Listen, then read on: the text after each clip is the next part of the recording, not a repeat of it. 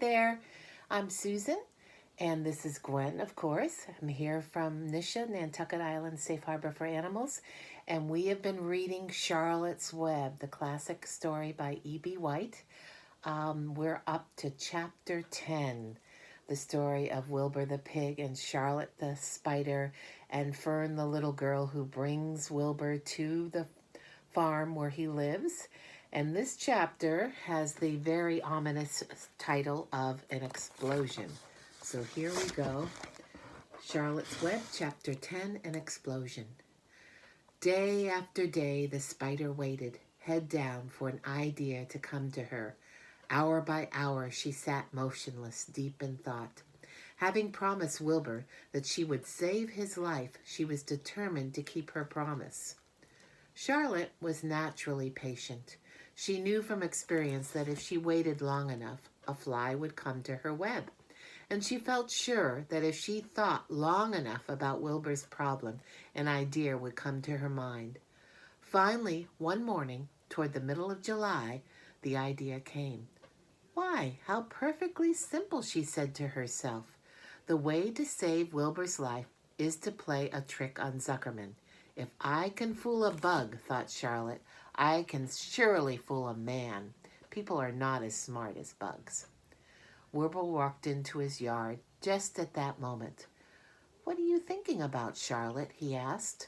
I was just thinking, said the spider, that people are very gullible. What does gullible mean? Easy to fool, said Charlotte. That's a mercy, replied Wilbur, and he lay down in the shade of his fence and went fast asleep. The spider, however, stayed wide awake, gazing affectionately at him and making plans for his future. Summer was half gone. She knew she didn't have much time.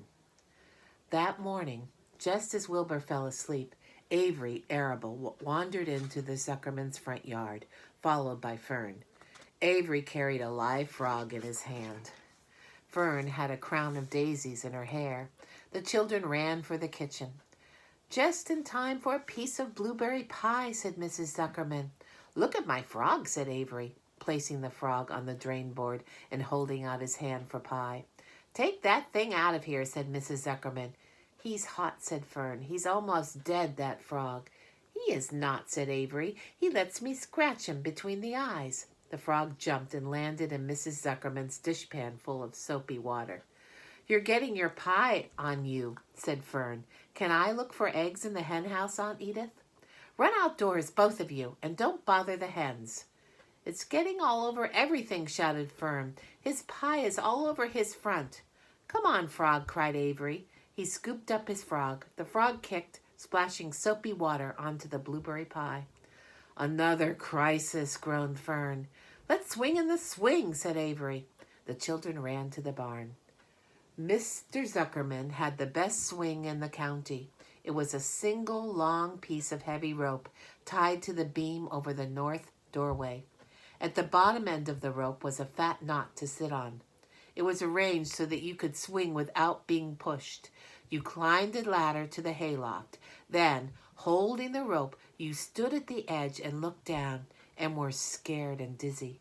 Then you straddled the knot so that it acted as a seat. Then you got up all your nerve, took a deep breath, and jumped. For a second you seemed to be falling to the barn floor far below, but then suddenly the rope would begin to catch you, and you would sail through the barn door going a mile a minute, with the wind whistling in your eyes and ears and hair. Then you would zoom upward into the sky and look up at the clouds, and the rope would twist, and you would twist and turn with the rope. Then you would drop down, down, down out of the sky and come sailing back into the barn, almost into the hayloft, then sail out again, not quite so far this time, then in again, not quite so high, then out again, then in again, then out, then in, and then you'd jump off and fall down and let somebody else try it. Mothers for miles around worried about Zuckerman's swing. They feared some child would fall off, but no child ever did. Children almost always hang on to things tighter than their parents think they will. Avery put the frog in his pocket and jumped to the hayloft. The last time I swang in this swing, I almost crashed into a barn swallow, he yelled. Take that frog out, ordered Fern. Avery straddled the rope and jumped. He sailed out through the door, frog and all, and into the sky, frog and all. Then he sailed back into the barn. "Your tongue is purple," screamed Fern. "So is yours," cried Avery, sailing out again with the frog. "I have hay inside my dress. It itches," called Fern. "Scratch it," yelled Avery as he sailed back. "It's my turn," said Fern. "Jump off." "Fern's got the itch," sang Avery. When he jumped off, he threw the swing up to his sister. She shut her eyes tight and jumped. She felt the dizzy drop, then the supporting lift of the swing. When she opened her eyes, she was looking up into the blue sky and was about to fly back through the door. They took turns for hours. Then, when the children grew tired of swinging, they went down toward the pasture and picked wild raspberries and ate them. Their tongues turned from purple to red. Fern bit into a raspberry that had a bad-tasting bug inside it and got discouraged. Avery found an empty candy box and put his frog in it. The frog seemed tired after his morning in the swing. The children walked slowly up toward the barn. They, too, were tired and hardly had energy enough to walk. "Let's build a tree house," suggested Avery. "I want to live in a tree with my frog." "I'm going to visit Wilbur," Fern announced. They climbed the fence into the lane and walked lazily toward the pig pen. Wilbur heard them coming and got up. Avery noticed the spider web, and coming closer, he saw Charlotte. "Hey, look at that big spider," he said. "It's tremendous." "Leave it alone," commanded Fern. "You've got a frog. Isn't that enough?" "That's a fine spider, and I'm going to capture it," said Avery.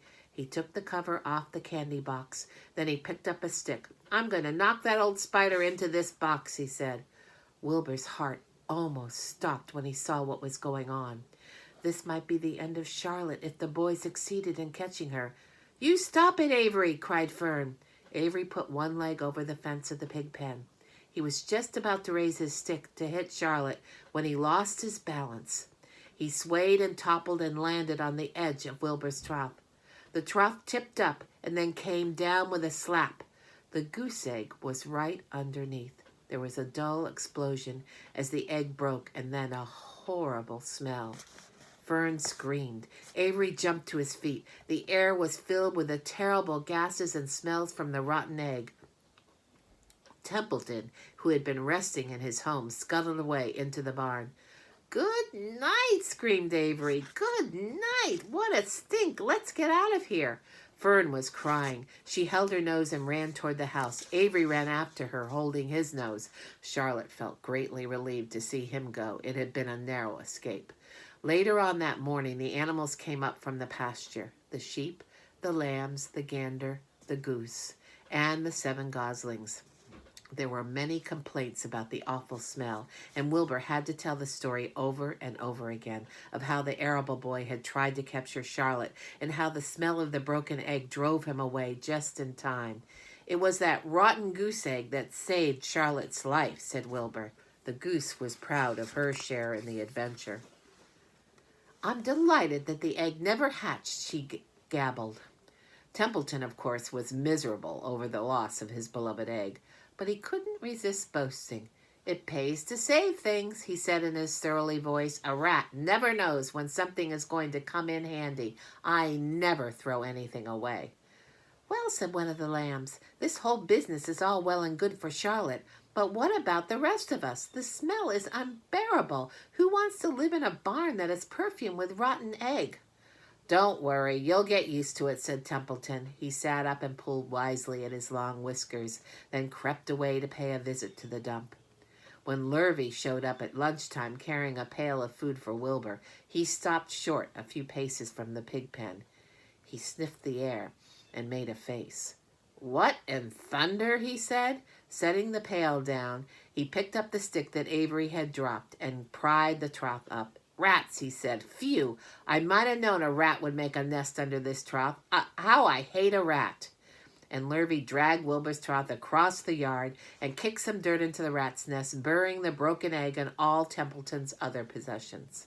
Then he picked up the pail. Wilbur stood in the trough, drooling with hunger. Lurvy poured. The slops ran creamily down around the pig's eyes and ears. Wilbur grunted.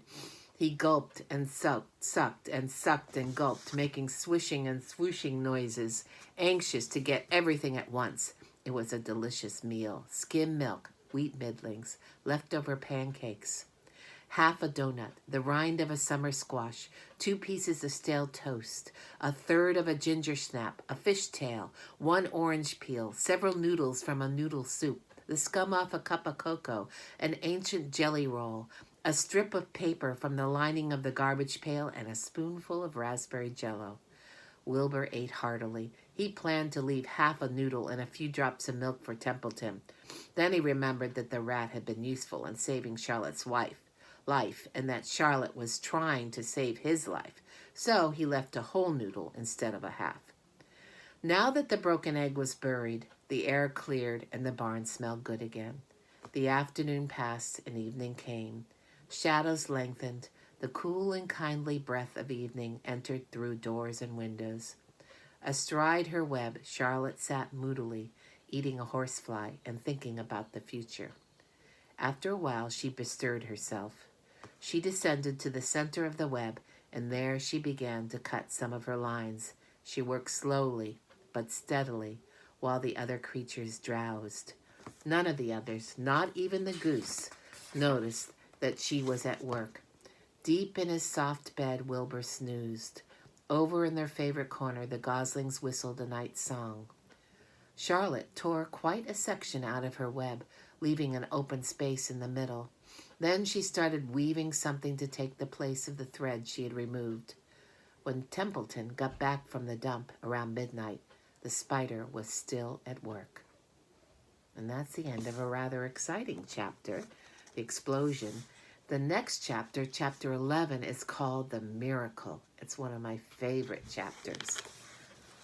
Until next time, Gwen and I will see you later. Say goodbye, Gwen.